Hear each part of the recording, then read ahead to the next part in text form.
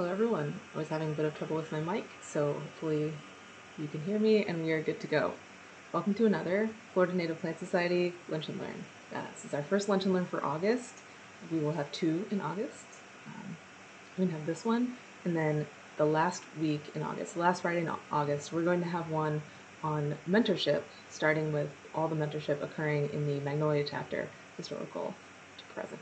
So I'm really excited about that one, organized primarily by our Director of North Florida Programs, Lily Anderson-Messick. So we're pretty Panhandle focused right now. Obviously, the last Lunch and Learn was the first part of the field days in Tallahassee and from this past conference, and then we're having another one, and then Panhandle next, 2 Fridays from now. So I'm really excited about all of this. Now, it's the middle of August, so we have several things going on. We have the landscaping awards that are, the submission deadline is August 31st. So if you haven't thought about applying, please consider. I have a little a flyer here. We have 4 categories: residential single family, residential multifamily, and non-residential, restoration, and butterfly wildflower garden. And I haven't totally finalized design, but I wanted you guys to be the first to see the design for the Gardens of Excellence and the Gardens of Honor awards. So if you have a Gardens of Excellence, you'll get a stained glass garden art and a garden flag. And if you're a Garden of Honor, which there are up to 10 awards per category, you'll get a custom garden flag. So, back to me. And without further ado, I would just like to recommend that anyone who's watching this who is not currently a member, please go ahead and join. I will pop the link in here. We rely on our members for all of our support, volunteering. It's really important to be a member of the Florida Native Plant Society. I started out as a member, and I'm still a member, of course. And so let me also do the landscape award application here. Okay, so there's 2 links in the chat: the join and the information about the landscaping awards. So you can apply online, you can pay online, or you can print out the application form and send it in by mail. All right, just make sure it's postmarked by the 31st. Okay, so first we're starting with the panel discussion. It's pretty long, it's over an hour, so just sit back and relax, and then the field trip is about 4 minutes. I know how hard it is to edit field trip video, so I'm really happy that he got it down to 4 minutes, and it's really good. So, all right, enjoy.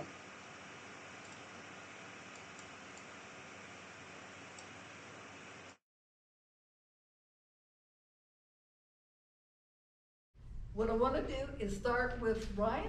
Go ahead and introduce yourself. And this is one of the field trips tomorrow, so I'll be on that field trip. So the rest of them will be. Hello everyone, I'm Ryan Means. I'm the president of the Coastal Plains Institute, a small but I think really cool conservation nonprofit that was founded by my father, Bruce Means, in 1984. And I'm delighted to be at the helm of it now. I still work very closely with Dad, and as well with my ex-wife, Rebecca, whom you all may know as well. And we all still work with CPI as our employment platform, but also our platform to make a difference. And our mission is to preserve biodiversity of the Southeast Coastal Plain through scientific research, environmental education, and land management. We own 2 preserves currently, and I'm leading a tour out to my favorite preserve tomorrow, and I see a bunch of people who are going to be part of it, and I can't wait. It's going to be wonderful, magnificent. I get to brag like Helen and Susan and Ann did today on all the wonderful work that they did, but you're going to hear me talk about it tomorrow. And so keep in mind, we preserve biodiversity. Biodiversity number 1. We want the most number, and we want the greatest number and abundance of native plants and animals back into the coastal plain as possible.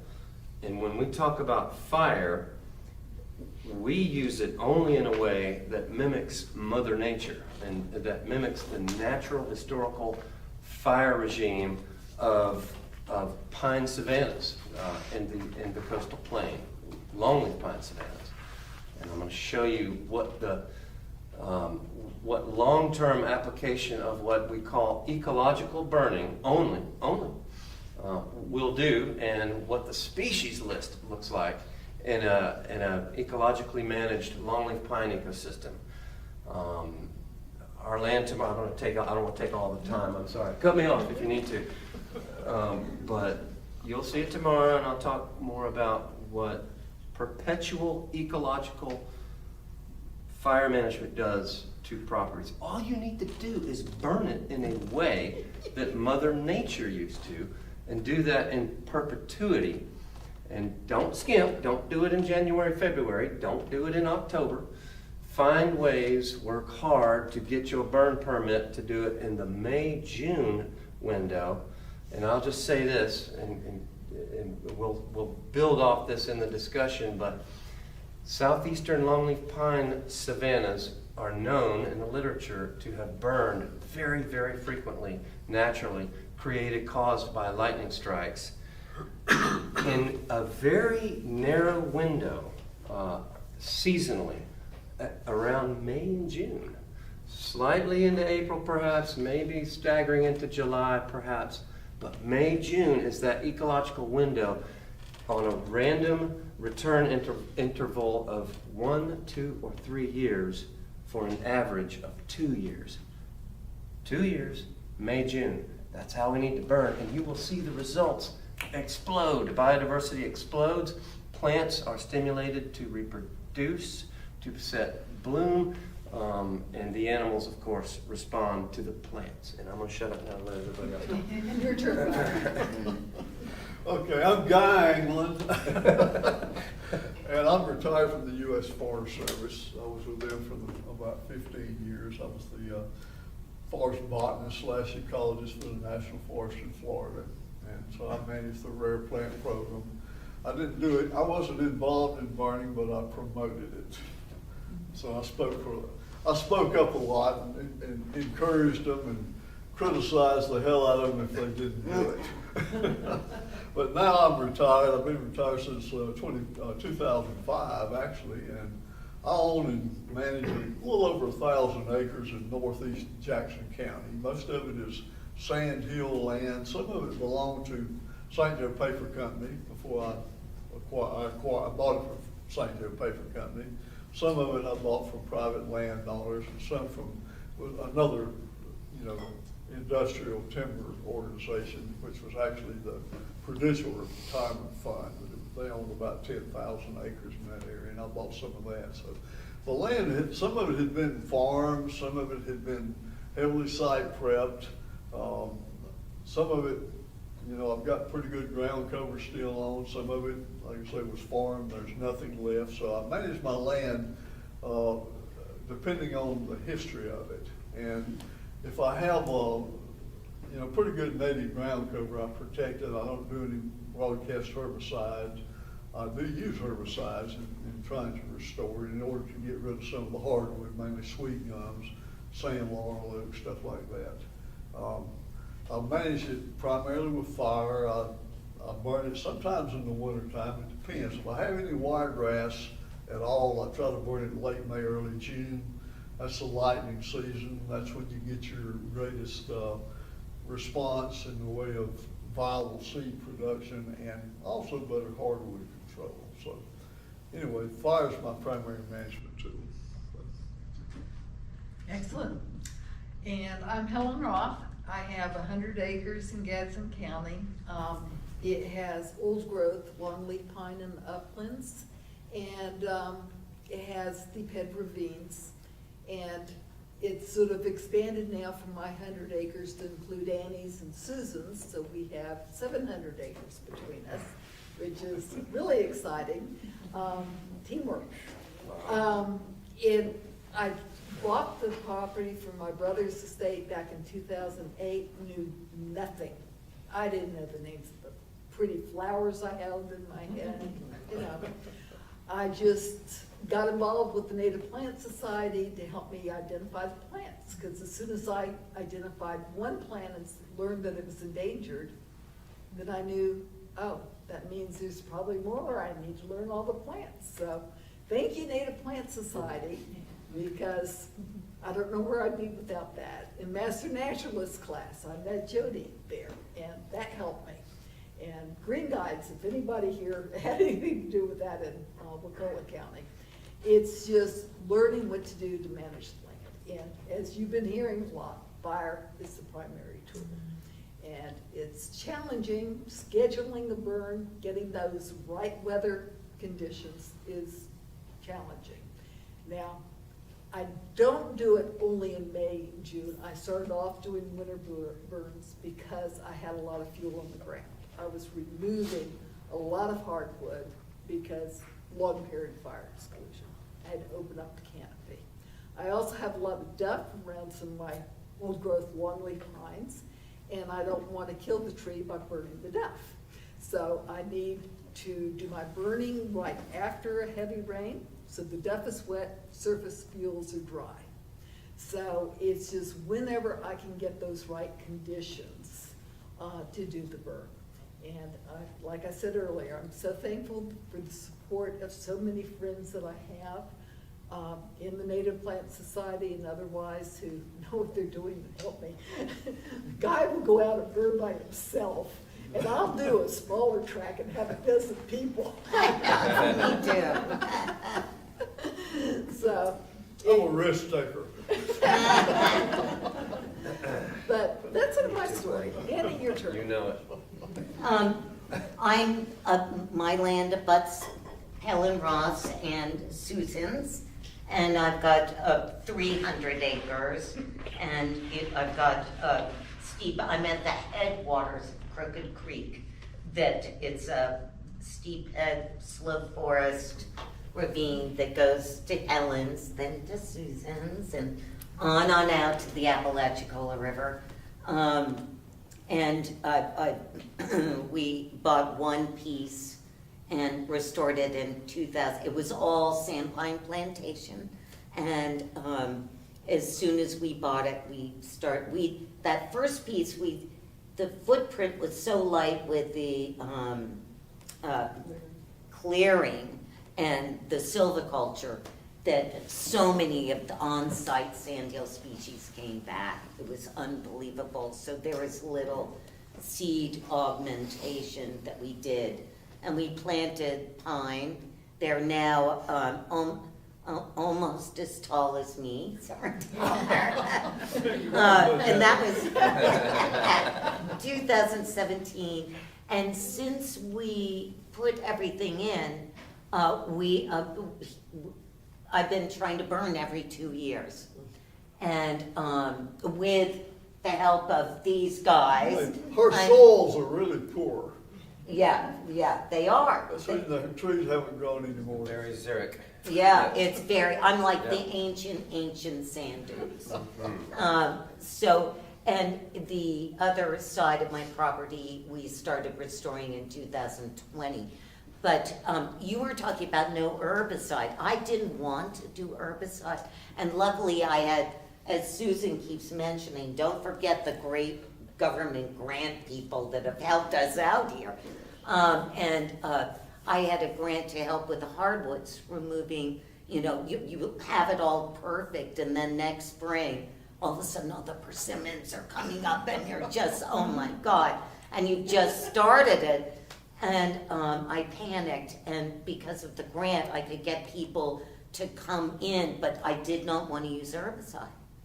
And now I have to have them come back almost every fall. Yeah. But this year, and I've been burning this one first piece every 2 years, and having those guys come in, a SWAT team, just cutting the persimmons and the unwanted laurel oaks and all that stuff.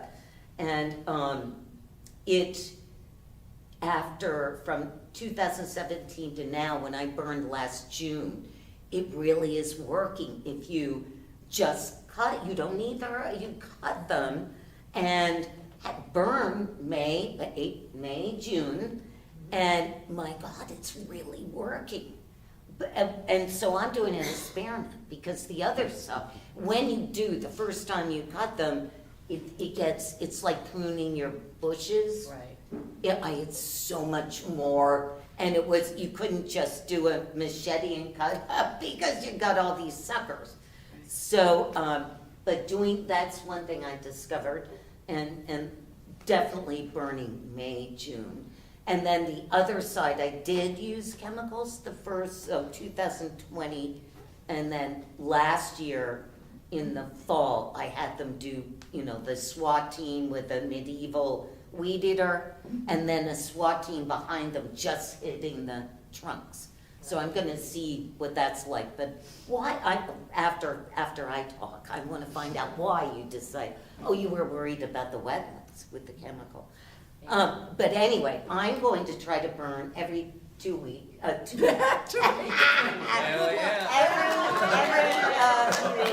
Every 2 years, every 2 years, April, May.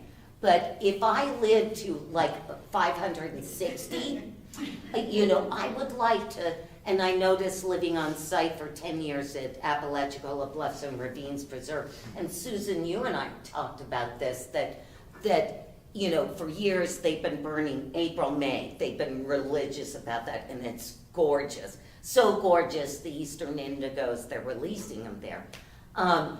But it would be good to shake it up once you got that going, after, 40 years, 20 years, to shake and do a winter, because there are a lot of sandhill species that you're missing that come up in the spring. And this is if you're collecting to do another restoration. But weren't we talking about that? That just shake it up once in a while. But the key thing in the beginning is, and it's really paying off, is May, June, summer growing season burn. But I gotta tell you, I'm lucky. I live out there now in my barn, and oh my gosh, you just feel this. You guys must, mine is only 300 acres, but teeny weeny, little, but forever it's gonna be it's got a conservation easement. It'll be protected and managed, and I made tall timbers be as strict as possible, that if whoever gets it next, I made that conservation easement so scary that if they don't burn, they're doomed for the rest of their life. Jail time. Yeah. All right, I'll stop. Yeah, go ahead.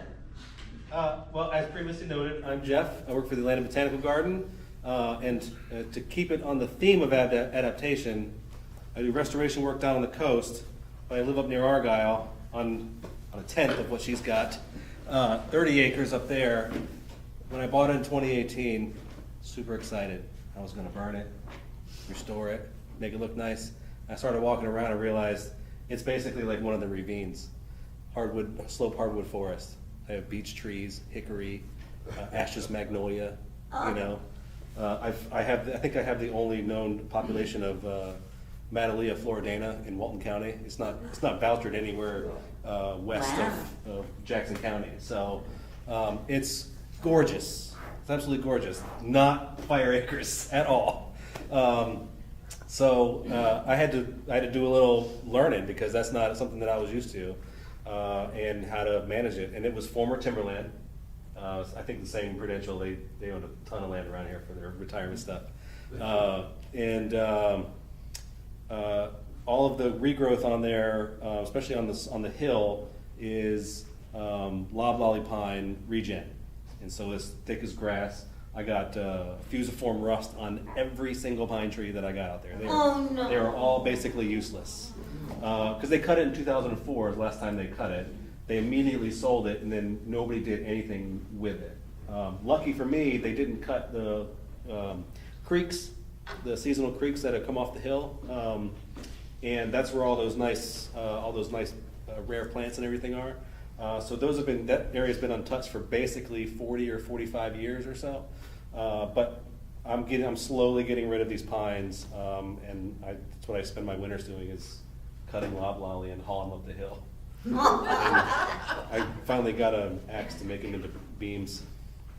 So, but yeah, it's a bit different than what I'm doing as far as my work goes down the coast, because that is an entirely different ecosystem with its own management and restoration challenges, as opposed to what I have to go home and do.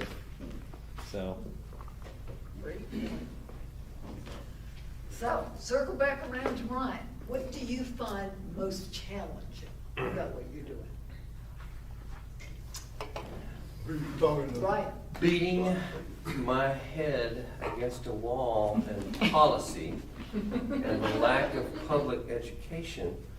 And when I hear things like, there's gonna be smoke on the road, therefore we can't get our fire permit to burn ecologically in May, because why? There's gonna be smoke on the road? I mean, X days in Florida, we've got fog on the roads all the time, and what do? We slow down when we approach a fog bank. And so why are we uber fearful about a smoke mass? Crash on sunny days. Hey, I know, man, darn it.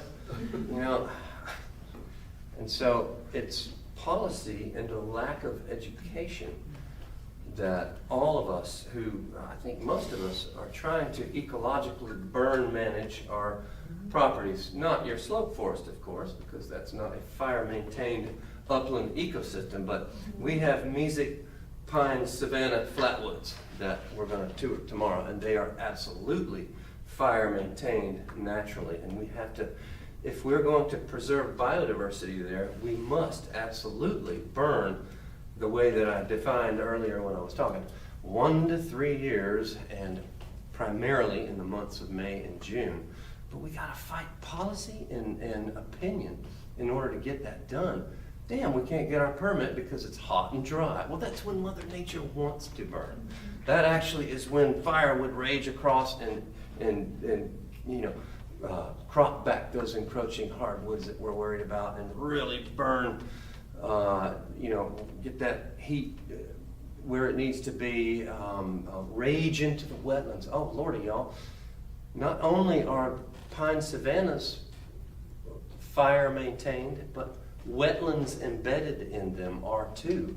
The wetlands would burn as well, and so not only are our uplands in the coastal plain largely fire suppressed and unmanaged in an ecological way, but our wetlands are too, and you can see. I'll show that tomorrow. Yeah, it's policy and a lack of education, and we've got to move the needle. We've got to educate the general public. I'd like to see more billboards up. I'd like to see taxpayer money funding or private money funding an education campaign all over the coastal plain. Hey, smoke is natural in May and June. You're going to have to breathe a little bit of it if we want to preserve all of the plants and animals that we have in this magical... Yeah, of course. And we got to deal with it. Shoot, man, if you go out west or to Alaska or Canada, they deal with smoke all the time during their fire season. Their fire season is a little bit later than ours, naturally. But you don't hear people bellyaching about all the smoke. Okay, you do if you're out west in the big cities and all that. But if you're up in Canada and Alaska, people deal with it. The natural historical fire regime is still intact in northern North America. It's really neat to go up there. I heard Jeff talk about mosaic burning, and that's the way the southeast coastal plain would have and used to burn. A lightning pop would have happened on May 2nd, that first pop-up shower that may have occurred 500 years ago, and it would have ignited a massive wildfire that would have burned for the next 2-3 weeks. Maybe 4. Deep into June, perhaps, when our real monsoon started and inundating rains would would have crashed down and probably put most of those fires out. But in the meantime, massive fires burned every single year across this coastal plain of ours. And they would have popped down amoeboid-shaped mosaic burn patches. And to the extent to which any given point of the landscape, you would have had a fire return interval of 1, 2, or 3 years at best. And so, all right, it's policy and a lack of education. That's what, Okay, there that's you the go. deal. Sorry, yeah. Got it. Can I add something real quick?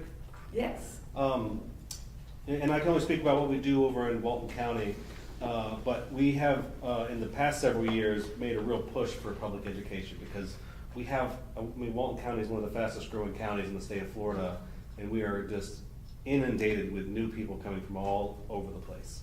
And it's become an issue.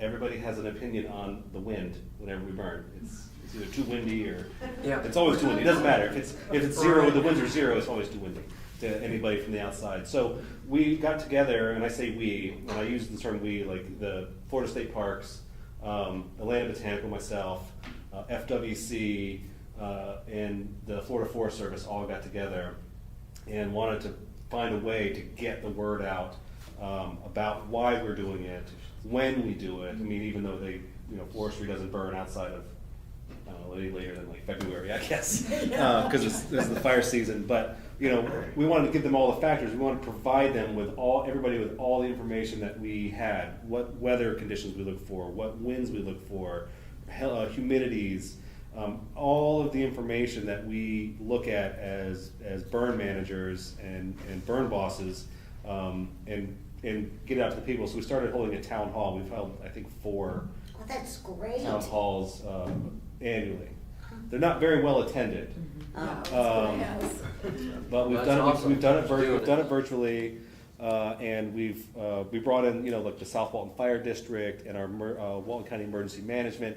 And so even if they don't attend, what it has done is it's gotten all of us together. Yeah. And we all work together. So when we have a prescribed fire, South Walton Fire District's putting it out, Walton County Emergency Management, that's the Sheriff's Department over there. Everybody is putting out the same message of what is going on and who to contact if you have questions about it. So That's we're moving the trying needle to. right there. That's great. That's There is real efforts underway to push the education portion of it. And I too. did notice this winter Forest Service had a number of ads on the television on. Oh, really? They did. I don't watch TV, but I'm great. Yeah, it I'm was greatly glad to promoting, hear that. Doing prescribed fires, preventing wildfires. Oh, hell yeah. Okay. So I was pleased about that. Wonderful. Okay. Okay, well, Ryan mentioned the season of burn and the fact that most of the flatwoods, certainly the outer coastal plain, most of the wetlands did burn. And in late May and early June, you get your first lightning fires. That's usually during the spring drought, which is, April and May. And most of these wetlands, like a lot of the areas that they're restoring, historically fire would have run right through them, just like those aerial photographs showed in 1941. And of course, when people started putting out fire and breaking up the land and, harvesting timber and building roads, and that interrupted the spread of fire. But most all of those cypress stringers and, of course, the wet savannas, all of that stuff would have burned, I don't know, probably every 2 years, at least, on an average of 2 years. I find it kind of hard to get stuff to burn 1 year after a fire, but, some flames will burn. But I feel like if you're trying to restore land, you need to be on about a 2-year fire return interval, because that gives you, mainly the wiregrass, a chance to, and other long-lived perennial bunch grasses, a chance to rest between fires, and then I think they produce more viable seed. Now, the land that I manage, I don't have any flatwoods. Actually I do have flatwoods, but it's a different kind of flatwoods. Some of it's kind of mesocene flatwoods, but it's no saw palmetto type or habitat. I do have a lot of wiregrass, or historically did, and a good bit of sand hills. And that which was cultivated, there's nothing left of the native flora there. What I have there is all early successional weedy stuff. But some of the land that was just site prepped and planted and has been in timber all the time, like that which I bought from St. Joe Paper Company, and some of the other land that came from Prudential, and so even some of the private land still has pretty good wiregrass on it. On those lands, most of the components of the native ground cover are still there. What has been changed has been the relative abundance. So I use herbicides very reluctantly on that. I don't do any broadcast herbicide. But I have found that, in places where I've had encroachment with sand, laurel oak, and sweet gum, and that sort of thing, I can burn it and burn it and burn it, and I don't think it would ever be eliminated by fire. I think once these things, and I think the same is probably true with tie-tie, once they're allowed to encroach, I think fire would keep it out, but once you allow it to encroach, I don't think you can get it out with fire. Or if you do, it will take, decades to do it. And we try to do things on a scale of human lifetime rather than a geologic time. And so I found that if I go in and I cut down the sand laurel oaks and treat the stumps, that doesn't seem to impact anything. That kind of herbicide use. And the sweet gum's the same way. The other way I do it is I can burn areas that have sweet gums, and I can let the sweet gum sprout, and I can go in there with herbicide that will kill broadleaf plants, but doesn't kill your graminoids. And most of the time, if I have any broadleaf species there I'm concerned about, I know they're there, so I don't spray those. But I do spray the sweet gums. The sweet gums have probably been one of the biggest species I've had to deal with as far as problem native plants. The other problems I've had has been with kogun grass and Lygodium japonicum, Japanese climbing fern. Now, kogan grass I can deal with. I can kill kogan grass. How? Japanese climbing fern. Glyphosate? Well, I can kill kogan grass. Japanese climbing fern is what I have the problem, and I have a lot more of it. And it's constantly coming back from spores. My native, the neighboring lands have it. So I can kill it, and it will become reinfested. Kogan grass doesn't seem to spread as quickly, and I don't have as most of my kogan grass infestations are relatively small, but the Lygodium japonicum, I think we're going to have to live with it. Unfortunately, and I've spent probably 15 years trying to get rid of it. And I'm pretty aggressive. When I start on something, I don't mess around with it. I think if I quit spraying it for a couple of years, it would probably be back about the way it was when I started 15 years ago. 2-year fire intervals are not helping you out with that It stuff? won't help. It won't help Really? the Lygodium. Huh. We've got some on the preserve, but Yeah. it's not really You don't have- rampant. It's over by Hawk Pen Pond. Yeah, you don't have as much on the flatwoods now. Okay. You find it more along the floodplains of the Chattahoochee and Apalachicola Yeah. River. Now, I've got some areas that are near the river, and Okay.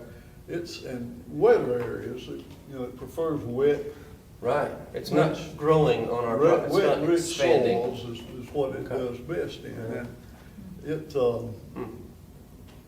it's, if you burn it, what you do is you eliminate the top, and the root system gets larger and larger every year. Okay. And if you come back and try to spray it, you're gonna have to let it get really big, so there's enough foliage to carry enough herbicide into the roots to kill it. And of course, when you do that, you kill everything else. So you wind up killing everything except the Lygodium. And it does fine. So I found that those situations where it's been burned for a long time and those root systems are large, I have to dig it up. Yeah. And, I had to dig We're not up having that Victoria problem State on our Park. preserve. Well, We've got You Lygodium have present. different kinds of soil. and Okay, You all have right. different kinds of competition. Our burning is popping it pretty good. Yeah, I know Shane Wallendorf was out there one time when I was putting this land under conservation easement. We drove through an area and he said, "You have a hog problem?" No, that's me digging up Lygonia. A guy problem. Not a problem. So anyway, Lygonia has been the biggest problem I've had, and it probably always will be there, yeah. Okay. Well, fortunately, I've only had to dig up a couple of sprigs of the Lygodium, and they were right on the edge of the steep head ravine. And I was standing there on this vertical cliff with sand going out from under my feet, reaching up, trying to get it. But it hadn't come back yet, so fingers crossed. And incidentally, I am restoring everything to longleaf pines. Oh, accelerated, yes. Tell them about that. Yep. Well, Hurricane Michael, speaking of that situation, I had some really beautiful loblolly and slash pine stands, and Hurricane Michael came through and put most of it on the ground. And so subsequently, I've replanted, I guess, 350 acres into longleaf pine. Now, I'd already planted a good bit of it, removed the slash and loblolly and planted longleaf. Some of it, I guess the oldest is about 18 years old. And I've got some that's, I guess, 10 years old. Some is about 5 years old. And then since Michael, which took place in 2018, I've been replanting all those areas. Once I was able to salvage it, I had logging crews come in and salvage most of it. I didn't have to spend any money cleaning up the mess, and I got a little something out of it. And since then, of course, I've gone back and planted longleaf pine. I try to burn it 2 years after I plant it, to release it with fire. And it's doing pretty well. I've had some problems with survival because the last 2 or 3 years, we've had a lot of dry weather. Like in March, one year I planted about 150 or 60 acres that year, and it got really dry in March. One of the fields, about 70 acres, I had to replant it this past year. I had maybe a 20% survival, but I had to go back in and replant it. This year we've had, periodic rain, so it looks pretty good. But I think climate change is making a difference in my ability to get longleaf pines reestablished on the land because we have longer droughts. Now, last fall it got so dry, I had longleaf pines that were 2 years old that were looking pretty good that died from drought. And that's just unheard of. They'll die the first year, but if you get them through the first growing season, they should be able to survive drought. Now, they may succumb to competition if you have too much competition, but as far as drought, they shouldn't die of drought after one growing season. So. I think we're running out of time, so I just want to wrap this up. What makes you happiest? What's your sign of success? Maybe. Oh my gosh. The birds. The birds that are coming in. The diversity of everything. All these, and I've been so fortunate for 10 years doing the multi-state sandhill ecological restoration monitoring of the birds and the veg. So I know what I'm looking at, and as each year goes by and more and more of the things that I've seen are coming up, and the birds. We didn't have Bob White on because, they started, and I called Helen up, I'm going, I heard of Bob White. I saw 3 going across near your lake. And this year, it's early in the morning, all day long. They are all over the place. And the first couple of years, I was fortunate after my husband died to rent right next to Helen's and my property, so I'd always be over there. And all of a sudden, after several years, several burning woodcocks in the winter, American woodcocks. First year, it's only about, a few. Last year, it was, you could come and have champagne and wine and all night long American woodcocks. And then get up early in the morning before first light, American woodcocks. It was just tremendous. And the Bachman sparrows, exponential, you know. You know, Annie, I need to bring my bird dog over next year. You know, even Wilson said, Annie, you know, some people might want to hunt those woodcocks. She loves my bird dog. I know, It's a exactly. wonderful dog, but don't let him get the birds. I'm not, Go ahead, Jeff. yeah, go Jeff, I could go on and on. I think piggybacking on that, I mean, I spoke about our project down at Deer Lake and returning fire back down there and seeing I mean, I've been coming out there since 2008 and seeing the change. We also see bobwhite out there, and we hadn't previously. We're seeing turkey, and they're breeding out there, which we hadn't seen. And we're seeing a lot of stuff moving back in, and that speaks to the health in the fire program and the burn intervals that they've been doing since 1996. That these uplands are in such healthy shape that we're seeing all of this stuff, and now to be able to augment that by getting these wetlands back into shape, yeah, it's pretty great. That's what makes us happiest, right? That and walking my dog to the woods so I can Yeah. And the indigo bunting, I've heard we're getting more. We didn't have those until last year, but isn't it? I have goosebumps. It has me excited too. My biggest too, girl. excitement was finding the Conradina cloud. Oh, yeah, last that's month. right. It's like, where the hell? That's exciting. We walked by that spot, how many times have we not seen it Billions. before? But it's getting it open. So Guy, what's your happiest thing? What keeps you going on it?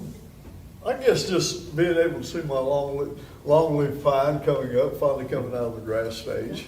Yeah, And seeing some of the ground cover recovering, from a frequent burning. And I burn everything, like I say, on a 2-year fire return annual. Not always during growing season, but I try to burn during the growing season when I can. If I don't have the wiregrass, I don't worry quite so much about it. But anyway, just seeing the land recover. yeah. And baby gopher tortoises Yeah. for me, and you had the new gopher tortoises coming in. That, the relocated one. We Oh, are you're doing a that. recipient site for Oh, nice. tortoise Awesome. relocation, yeah.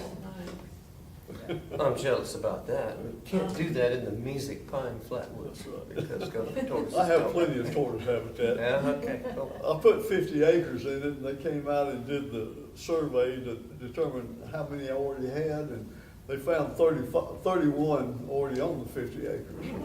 So we can put 2 to the acre, so we can put another 69 tortoises on the 50 acres Yeah. that we got in the program. Okay, Ryan, what makes you happy? Oh my God. A life spent outdoors is a life well spent, y'all. And a life interacting with such amazing people, and the general public, and thinking perhaps you may be moving the needle in a direction that preserves biodiversity and therefore preserves humans and every other thing, right? We all depend on a diverse planet with a healthy atmosphere and a healthy amount of creatures that we all interact with that give us all sustenance. If we just have a few things on the planet, then, well, we might not have human beings. So living outdoors is amazing, but watching the fruits of your conservation labors year in and year out, it's incredible, honestly. When we acquired the Apalachicola Lowlands Preserve, it was a dense tie-tie thicket with massively packed in sardine can slash pines. So it was a pine plantation with decades of fire suppression. You couldn't see your hand in front of your face while standing on the property 30 years ago. But Dad and I lit a match immediately on our first visit and torched the damn place. And we might actually have done that in March or February. And I'll back up and say that for land managers who acquire lands that are ailing and fire suppressed, it is perfectly all right to apply a winter season burn in a way that helps you reduce your hazard fuels and your hardwood encroachers, to start in a cool, more manageable time of year so that you don't just torch everything up in smoke and create a volcanic situation and spot fires and on other people's properties, etc. Yes, start out with some fires. I'm so proud to hear you say Start, that. I know, well, Never heard you consider all right, so your first fire can be an illegal, unecological burn. But once you get that situation under control, then I absolutely am going to harp on and always harp on burning in perpetuity after that ecologically, because that will propagate biodiversity, stimulate plants to reproduce more so than out of ecological season burning. Biodiversity will increase over time. All right, so yes, watching the fruits of labors. On the Apalachicola Lowlands Preserve now, we have 18 listed plant species observed, and 30 years ago, there might have been 2 or 3. Wow. Okay? That's So- the sign of success. Yeah, man. So we're proud of that. Makes us happy. Excellent. Athena, where are we on our agenda time-wise? I have no idea. This is. Does anybody know? Do we get to ask questions? I wanted to ask a question. I've got 3 questions, one for Okay. each of you. Well, actually, there are 5 of you, but, Go for it. first of all, the ecological burning, you're saying that it's a political issue because they want you to burn in a certain month, but the smoke is the smoke. So what difference does it make? If they're allowing you to have burns when it's not ecologically sufficient, good, what difference does it make to them if you're gonna have a burn during a time that is better for the plants because there's still smoke? It's not like it goes away. Good point, and it's Direction. about where the directionality, so in the wintertime, winds are more predictable out of the northwest Oh, because of frontal passages, oh. and smoke is more predictably blown in a certain direction. Got it. Summertime, it's more unpredictable, and it can actually not go into the upper atmosphere as well, but can settle and hit roadways and be there. But I argue that fog does that too a lot, and we all just stop. And rain did it yesterday. Yeah, I almost went exactly. off the road. I could Yeah. not see anything. I could not Exactly. see through the glass on my car for about 15 minutes. I Right. was in terror Exactly. to try to get off the road. You slow down when that happens. Yeah, you slow And down, so- but there's people behind you, Yeah. and you don't know if they're gonna hit you or not. And Oh, it took me Yep. 5 minutes to find a street that I could actually see something to get off the road. It was awful. Yep, so we're not irate as citizens calling our legislators because of a heavy rainstorm or a fog bank. But for some reason we are when there's a smoke bank. And so we have to mitigate that with education. So do I get another question? Go for it. Just see, Okay, we have for over you, 20 minutes. For you, the pruning, when you said that the pruning, when you cut it, it grows more. I prune my plants in my yard just before the first frost. Because as soon as it gets cold, they won't grow the next time. And then the next spring, they maintain that shape. I don't even have to prune them for several months in general, in the early spring, because they've remembered how big they're supposed to be, and they only stay that big for a while. Doesn't that work with the trees? No. Well, I have my guys come in November. Okay. Because I don't want them with all the nesting ground, all my Right. birds coming. Yeah, that and they just came back suckering in the spring. Yeah. And It's not really pruning. Yeah, It's a yeah. suck. No, She's you're just right. cutting it at Clear the cut. base. Yeah. And so you had one stem. You Right. cut it and don't herbicide it, you have 6. You cut those 6. Suckers. You have 2 dozen. Yeah. Well, it's not a whole lot of fun to cut 2 dozen. That's when, after my initial efforts of clearing, I was, Poison. I went for the herbicide. But the herbicide is just cut stump on that cut stump. It's not broadcast, yeah. because I got tired of cutting a dozen stems instead of one. I told her for a couple of years, you keep cutting them off, they'll just keep coming back. You need to get some herbicide. Right, and that's I in my did that. next restaurant, You'll the never- other side. You're just, I did that. I yield, I've asked 2 questions, so Yeah. I'm Go sorry. for it, Athena. All right, so I have a question. I'm an advocate for growing season burns too, but in practicality sense, in the near future, the somewhat near future, do we have the wherewithal to be able to have manpower and equipment for a very short window for what's basically a temporary workforce? I mean, is that possible? Also considering the wildfires take away some of our people. That's the biggest issue. I suggested to the Appalachicola National Forest that they wrap the whole damn forest with a fire lane and then burn the entire place and empower all the landowners inside to protect their lands or their properties. you know, I thought the same thing. I was down in the forest the other day and the Asheville hot shots were down there burning. And I thought to myself, you know, what they need to do is they need to put a fire break around the Apalachicola Ranger District. Yeah. And burn the whole thing. Exactly. Bring a couple of helicopters over here and drop fire over the whole Exactly. thing. And then next year, burn the Wakulla Ranger District so they can start burning Exactly. every other Back year, and burn forth. one entire district. Done, we're finished. So it's Yeah. less football team competition and more like prescribed burn competition. But here's what we gotta do, we gotta change policy because policy says thou shalt not let the fire burn past, I think 6 o'clock in the evening.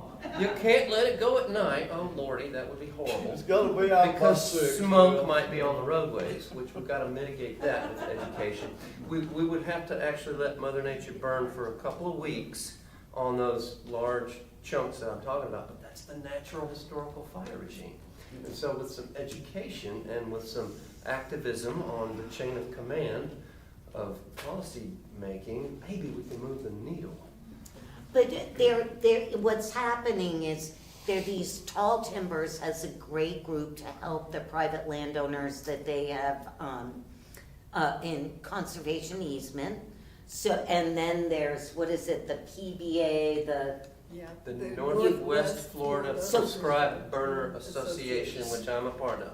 and so it's local landowners that need to burn, and they're helping each other out. So to address what you're questioning, all these little groups are forming to help each other so they can burn with equipment and with the roads, you know, that they get together and they can pool, like someone will have signs for the road, smoke on the road and stuff like that. So the people are trying to get this going. We've got to educate, we've got to reduce fear, because fear creates our fire policy.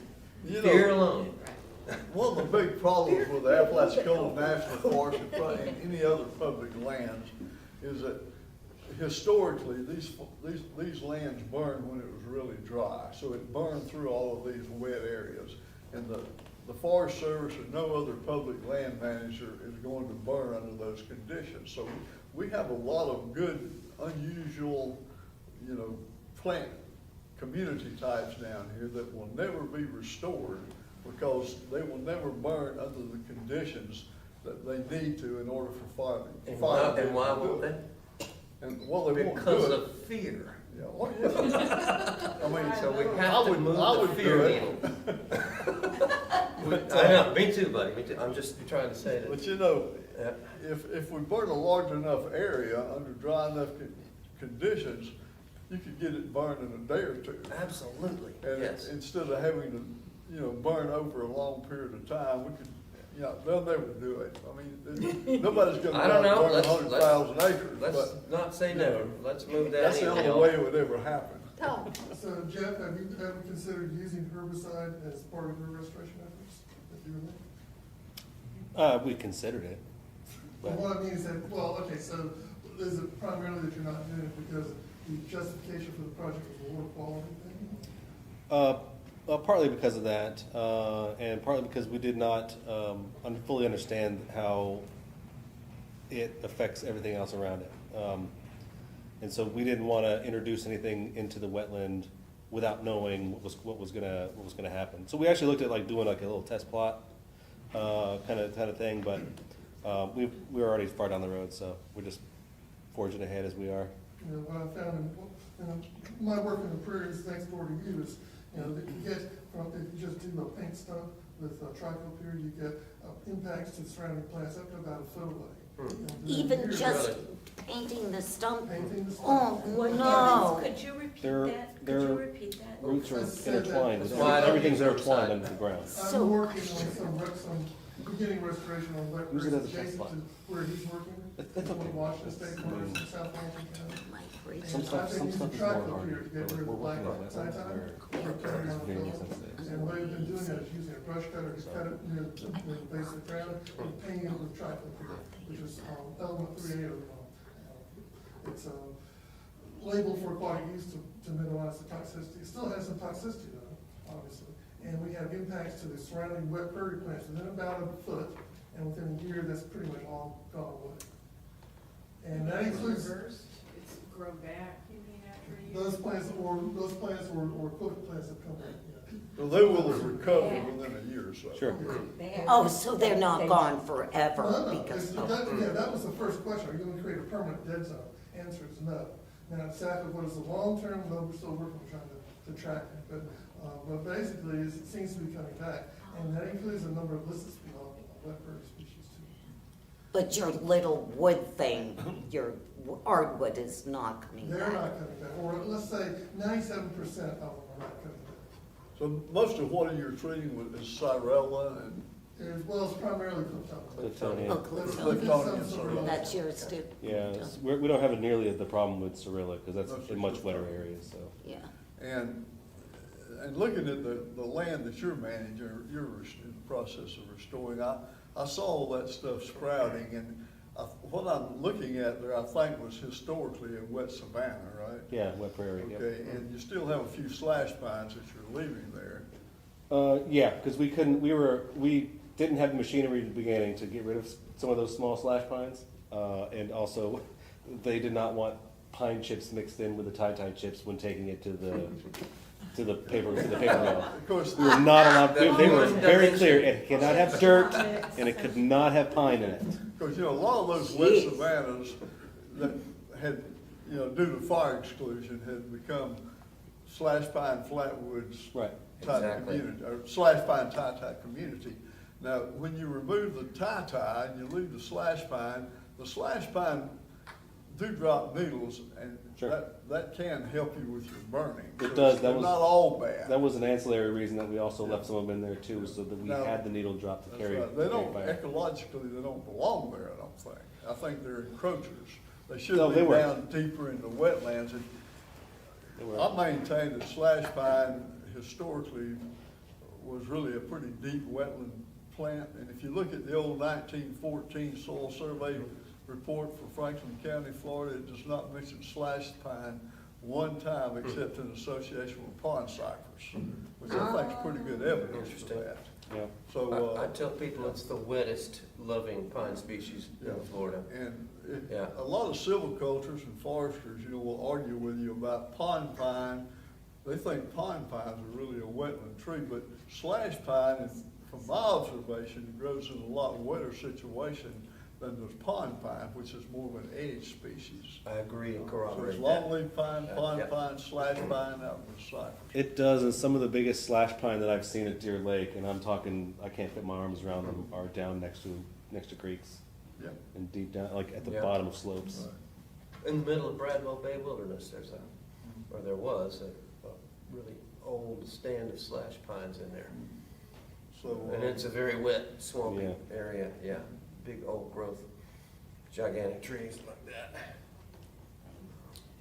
So I have another question if nobody else does. You were talking about birds, and I'm a big bird person. I just have a small yard, so it's not anything like what you're doing. But I do know that one of the things that in Florida is endangered is our scrub jay. And some of you seem to have the kind of sandiness that might be scrub jay territory. Has that ever been true of that area? The scrub jays love scrub. Yeah, they've never They don't come occurred up this here. far north. But I mean, were there ever scrub in the area, any of the areas Coastal around Tallahassee? scrub. Or only just on the, the high ridge down south of here? So along the coast is where scrub habitat naturally occurs in the panhandle of Florida. To my knowledge, I'm not aware that scrub jays ever occurred, In that area? at least, Up Okay, this, 'cause well, I know we've that I'm been observing that, yeah. really But they worried about observe that. an island habitat, scrub habitat in the peninsula only. Lake Wales, Yeah, Brooksville Yeah, I know they're Ridge. there, they're over Yeah. in Canaveral, but Right. they're losing ground Never in the fast. panhandle. Ocala They're losing National ground Forest. fast. Oh, Yeah. Ocala, yeah. So Ocala. probably we wouldn't bring them back up here since They they're never were here to not begin known with. to have ever been here. Okay. Yep. That's it. But if they come and wanna be here, you know, Yeah. we're If they gonna do it welcome on their them. own, that's another thing, You know- right? Obviously. If You you have go to have a back tree long, to get 'em, though. if you go back long enough in geologic time, they probably did occur up this way because they occur in Texas and they occur Right. in Florida, so at Yeah. one time they may have been around the Gulf Yeah, Coast. because they as are well. such an ancient bird, it's just Yeah. really gonna be sad when we lose them. Maybe ivory-billed woodpeckers. Ah! We'll get indigo snakes Yep, down the road, so. Yeah, that's. Right. Okay, I want to switch. So, I'm a big believer that, if this was gonna spread to other landowners or whatever, there should be incentives. And so, what I'm getting at is government programs. And what has been your experience with them, which program sounds like, I know we got a couple partners for wildlife people, and we got a gopher tourist recipient permit there. So, using government programs, is it worth it? Have you benefited from It that? absolutely is worth it. Yeah. There's Okay. some really Yes. good All right. programs. Definitely. We have an FPCP grant right now because I elevated my plant IQ over the last decade as a land manager. I'm a herpetologist, y'all. I'm a vertebrate biologist, but god dang, I love plants now because of people like you all. And because of that, I recognized 2 federally listed plant species on the Apalachicola Lowlands Reserve, and I promptly, about a year ago, applied for an FPCP grant through FDACS and the U.S. Fish and Wildlife Service, jointly administered by those 2. So we So got was it some paid? government money to help. Does it pay for management? Does it offset costs for management? Because that's how. We never get as much as we want, Yeah. right? But it's money, and we're happy to have it. We're a nonprofit, and we derive our money through grants, from state or federal sources. And of course, we must have those sources in order to thrive like we do. But donations from private people are even bigger from us. But anyway, yes for us. Government, yes, definitely. Yeah, NRCS has a number of programs that are pretty good, the WHIP program and what's the other one? Equip. The Equip. wildlife, There's gopher tortoises, There's EQIP and and then WHIP. there's conservation. Oh, the timber block CSP. grant for private landowners in the swath of Hurricane Michael. We got $48,000 to help us recover our lost slash pine trees that we may or may not have sold. Block grant was pretty nice. Right on, I love I it. got Did some you of get that some of too. that too? I bet you did, buddy. But, yeah, Sweet, so we got some of that. That was a state program, I think. they have the emergency. How much did you get? Got more than I that. bet you did. They have the emergency forest You ready for, restoration program, which, they approved, I won't get any of it because I didn't spend any money cleaning mine up. They approved me for $640,000. Yeah. Whoa, whoa. You own more land than we do, But so that's. I won't get any of it because I didn't spend it, I have to have receipts Oh, for that. right. I might get a little bit from my personal waiver or something, but, the other program I was gonna mention is the, Conservation Stewardship Program. Right. Yeah. And that CSP program is pretty good. You can do patch burning. And I was in that program for a while and, you divide your property up in, say, 3 patches and you burn one, each year for 3 consecutive years and they would pay you $140 per acre for the burning. And 140? I think now it's up to 160. Now, Really high. and it's a 5-year program, so you can book Better it at than least me. one time, and maybe as much as 2 times during that 5-year program. So that's a pretty good program. Now, at the time I was in it, they would not pay you more than, I think the max was $40,000 per year per person, per landowner. Yeah. And it's for small landowners, I think under, I don't know, there's Okay. some So acreage. I have the pleasure of saying that our dinner is ready, so we Yeah. don't want it to get cold. But I want to thank you guys very much. Thank you.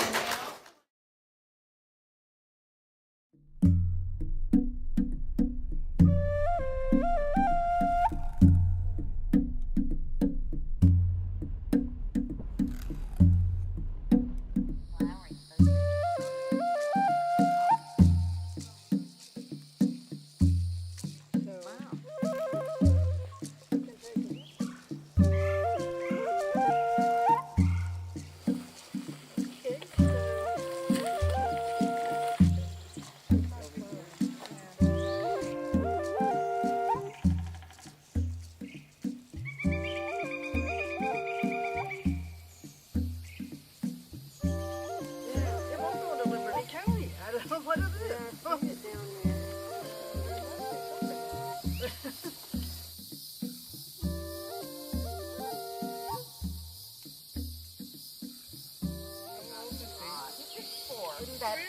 Yeah.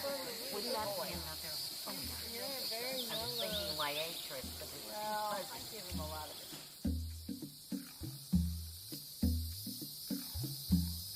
Look like, no, because Thursday, since Thursday, things are coming up. I know, yeah. It's that season. And don't they smell good, Ann? I don't know.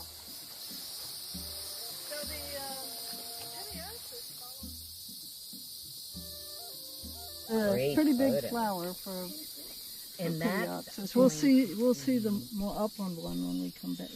Go.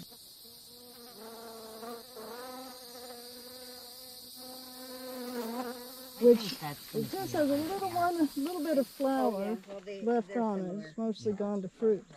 But you can just picture I all know, this and that's why- being both yellow and red. It's a real I was good sight. telling you, Ellen. Oh, there's it's some not over a- there, maybe we're a little just bit going better. to wear those.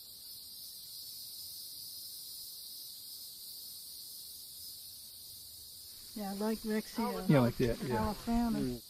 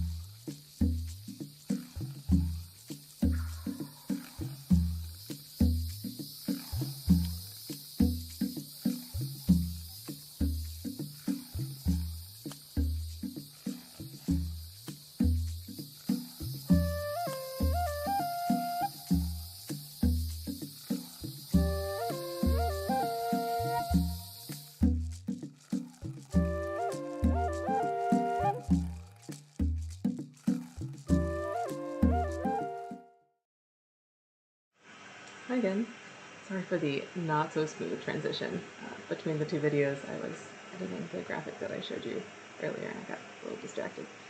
So, isn't that wonderful? Man, so nice to have a real videographer to show his stuff rather than just me filming things.